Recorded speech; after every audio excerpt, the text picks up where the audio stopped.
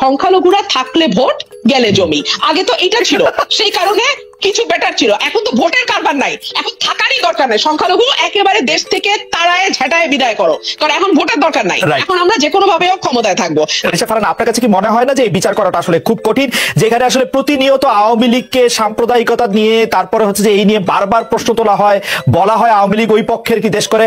আপনাদের জনসভায় সর্বোচ্চ নেতৃত্বের পক্ষ থেকে যখন বলে আওয়ামী লীগকে ভোট দিলে দেশ হিন্দু রাষ্ট্র হয়ে যাবে, তখন মানে এটি আসলে আওয়ামী লীগের জন্য বিচার করা তো এত সহজ না। জামাত কেন তারা নিষিদ্ধ করছে না খালেদ? জামাত কেন নিষিদ্ধ করছে না, এই প্রশ্নটি আমি তুলি, আজ পর্যন্ত আমাকে কেউ উত্তর দিতে পারবে না। আমি মোটামুটি বলতে পারি যে আওয়ামী লীগ তো সহি, আওয়ামী লীগ তো সাধু, আওয়ামী লীগ তো বাংলাদেশের একমাত্র অসাম্প্রদায়িক দল, তাহলে আওয়ামী লীগ কেন জামাতকে নিষিদ্ধ করে?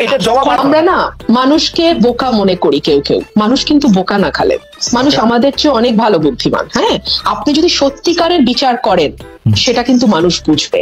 আপনি যদি চেরি পিকিং করেন, পলিটিসাইজড বিচার করেন, যে বিচারটা করলে আপনার লাভ হবে, আপনার পরিবারের উপরে কিছু হয়েছে তার বিচার করছেন, আপনার ঘনিষ্ঠ জনের উপরে কিছু হয়েছে তার বিচার করছেন, বাকি আর কোনোটার বিচার হচ্ছে না, মানুষ কিন্তু এটা ভালোভাবে নেয় না। মানুষ তখন জাতি, ধর্ম, বর্ণ কোনোটাই আর বিবেচনা করে না। মানুষ দেখে ঘটনা ঘটেছে, অন্যায় হয়েছে, ফৌজদারি অপরাধ হয়েছে, আইন অনুযায়ী বিচার হবে। এটা কেন আমরা করতে পারলাম না? মানে এটা কেন আওয়ামী লীগ করলো না 15 বছরে? এই একটা প্রশ্ন। দুই হচ্ছে ধর্মভিত্তিক রাজনীতির কথা বলছে খালেদ। আপনি আমার চেয়ে ভালো সংবিধান জানেন, কারণ আপনি কোর্ট কভার করেছেন বহু বছর। আপনি দেখেছেন সংবিধানের 15ম সংশোধনীতে, if I am not wrong, তারা সংবিধানের প্রায় 1/3 অনুচ্ছেদই বদলে ফেলেছে। তাহলে তারা কেন যেই অনুচ্ছেদগুলো তারা মনে করে বাংলাদেশের মূল চেতনার সঙ্গে যায়, বাংলাদেশের মানে জন্মের যে চেতনা, সেই চেতনার সঙ্গে যায়, তারা সেইভাবে অনুচ্ছেদ ঠিক করেনি কেন? তাদের হাতে তো পুরো ক্ষমতা ছিল, এখনো আছে, এখনো চাইলে করতে পারে। ভীষণ শক্ত মতের দুটো দল, যারা পরস্পরকে শত্রু মনে করে এবং যারা পরস্পরকে সঠিকতম মনে করে, মানে সে নিজেকে সঠিকতম মনে করে, অপর প্রান্তে যে আছে সে হচ্ছে একদম ভুল। সেটা সুভাষ সিংহ রায় বলতে পারে, আমি ঠিক জানি না। আমি দেখি দুটো এক্সট্রিম গ্রুপ। একটা গ্রুপ বলছে এটাই করতেই হবে, এটা না করলে আমি বাংলাদেশি জাতীয়তাবাদে বিশ্বাস করি না, আমি বাঙালি সংস্কৃতিতে বিশ্বাস করি না, আমার কোনো, আমি সংস্কৃত মনা না, আমার রুচির সমস্যা আছে, এটা আমাকে করতেই হবে। আর আরেক দল বলছে এটা করার মানেই হচ্ছে আমি ভীষণভাবে ধর্ম বিদ্বেষী, আমার বাংলাদেশে বাস করবার কোনো অধিকার নেই, আমি মুসলমান না। এই যে দুটো ভয়ঙ্কর চরম পথ আমি চারপাশে দেখি, এই দুই দলের কোন দলে বিলং করে? বিএনপি এই দুই দলের আপনি কিন্তু বিএনপির মহাসচিবের বক্তব্য একটু আগে নিজে পড়ে শুনিয়েছেন, কোট করেছেন। আপনি বলেন বিএনপি কোন দলে বিলং করে? বিএনপি কোন দলে বিলং করে না। কিন্তু আপনি বলছিলেন যে এই দুই দলই আছে। আপনি যদি বলতেন 3 দল আছে, তাহলে আমি বুঝে নিতাম যে এটা বিএনপির দলটা একটু আলাদা। আমি ভাবছি যে বিএনপি এই দুই দলের কোন একটা দলে ইনক্লুডেড না। আমি রাজনীতির বাইরে দুটো দলের কথা বলছি।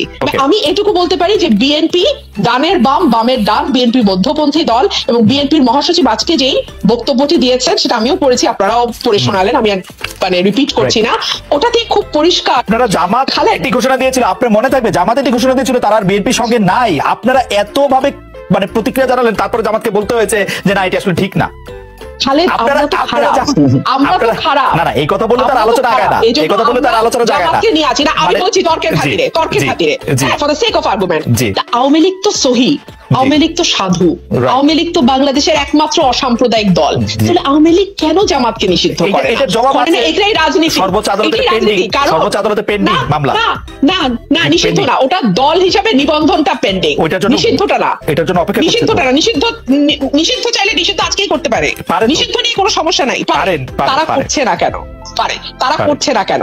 আচ্ছা, আরেকটা ছোট্ট, তারা করলে আপনারা বেঁচে যান, সেজন্য তারা করছে না। দেখেন পলিটিক্সটা কি দারুণ, তারা করছে না, করলে আপনারা বেঁচে যান, আপনারা বেঁচে যান। আপনি যে অর্থে বলেন, আপনি বলেন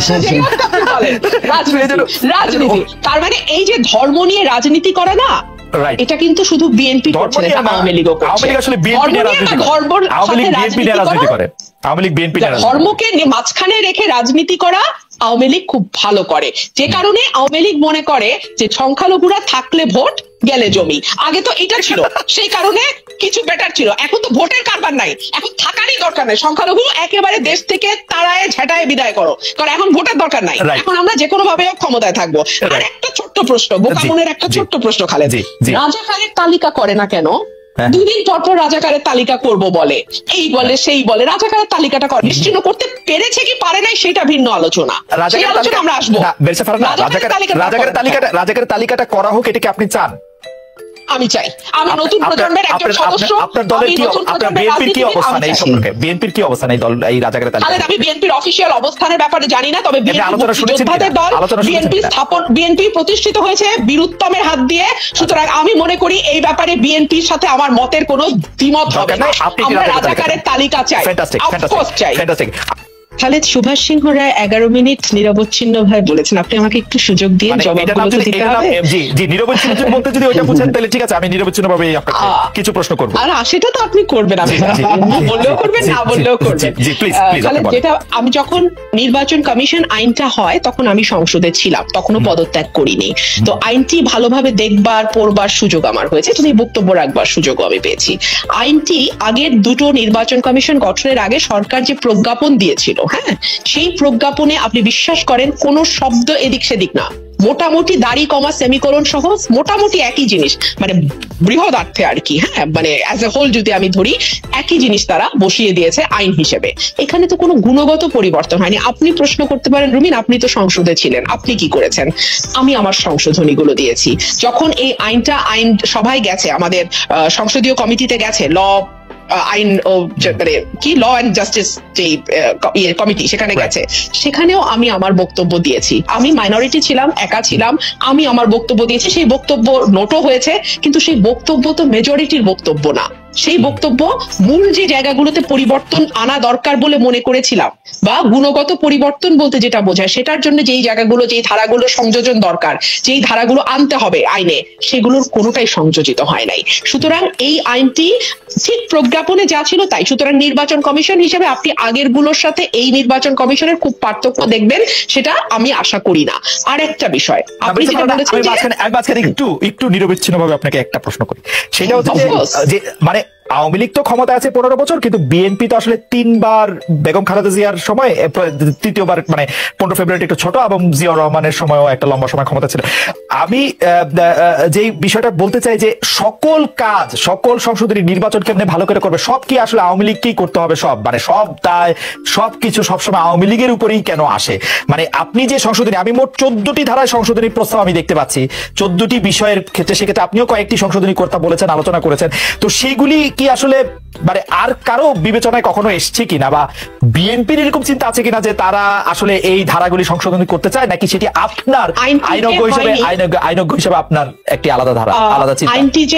আইনটি যে হয়নি তার আগে 4টা পার্লামেন্টে আওয়ামী লীগ ছিল। এক হচ্ছে 72 থেকে 75 ছিল, 2 হচ্ছে 96 থেকে 2001 ছিল, 3 হচ্ছে 2008 থেকে 2014 ছিল, 14 থেকে 18 ছিল, 18 পরে আইন হয়েছে, তাই তো? তাহলে 4টা টার্ম আওয়ামী লীগ ছিল, আওয়ামী লীগ আইন করেনি। এরশাদ সাহেবের দীর্ঘ 10 বছর শাসন আমলে আইন হয়নি, বিএনপি শাসন আমলেও আইন হয়নি। এই ব্যর্থতা কালেকটিভ ফেলিয়ার। সুতরাং এই ব্যর্থতার দায় সবাইকেই নিতে হবে।